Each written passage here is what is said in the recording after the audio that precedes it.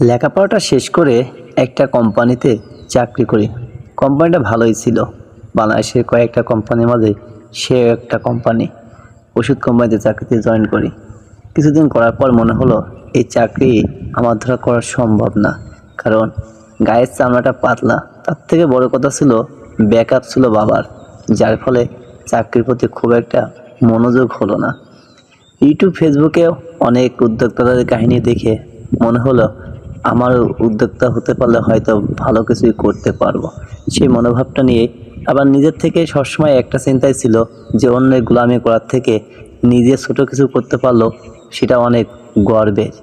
সেই মনোভাব আর চিন্তাধারা থেকেই নিজের ভিতরেই একটা উদ্যোক্তা হওয়ার স্বপ্ন জেগে ওঠে। আর সেই মনোবল নিয়েই ফিরে আসি বাড়িতে এসে পরিবারের সবার আর খুব একটা সাপোর্ট আমি পাই না, আজও পাইনি। নিজের থেকে চেষ্টা শুরু করি, অল্প কিছু দিয়েই কিছু কর্ম শুরু করি। ছোট্ট একটা পুকুরে মাছ চাষ, একটা খামারও তৈরি করি, পাশাপাশি কিছুটা জমিও চাষ করার চেষ্টা করি। কিন্তু পুঁজিবাটা খুবই কম, কারণ পরিবার আমাকে সাপোর্ট দিচ্ছে না, যদিও আছে অনেক কিছু। কারণ তারা চায় না আমি কৃষিকাজ করি। হয়তোবা একটা চাকরি করলেই আমার জন্য ভালো ছিল।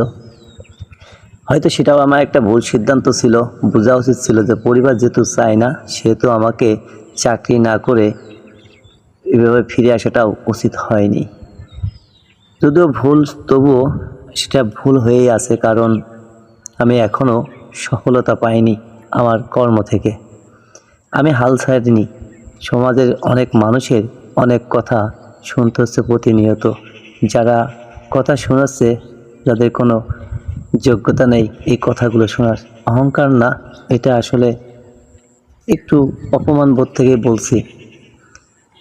তবুও আমি আমার চেষ্টা চালিয়ে যাচ্ছি, হাল ছাড়া করিনি। কারণ ওই বিধাতার প্রতি একটা বিশ্বাস আছে যে সফলতা সবাই একবারে পায় না, অনেককেই অনেক কঠোর পরিশ্রমের মাধ্যমে তার সফলতা অর্জন করতে হয়। আর হয়তো সেই পরীক্ষার সম্মুখীনটাই আমি আছি। আমি আমার ধৈর্য এবং বিশ্বাসের পরীক্ষা ঠিকই দিয়ে যাচ্ছি ওই বিধাতার উপর। একদিন ঠিকই সফলতা পাবো ইনশাল্লাহ, এটা আমার বিশ্বাস। কারণ আল্লাহ কখনোই কাউকে ব্যর্থ করে না।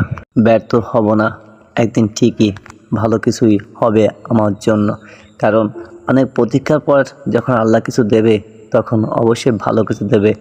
তখন এমনটাই দেবে যেটা আমি দুহাতে নিয়েও শেষ করতে পারবো না। তাই তার প্রতি আমার এই বিশ্বাসটা কখনো আমি হাল ছাড়ি না। অনেক প্রতিবন্ধকতা আমার ভিতর দিয়ে যাচ্ছে।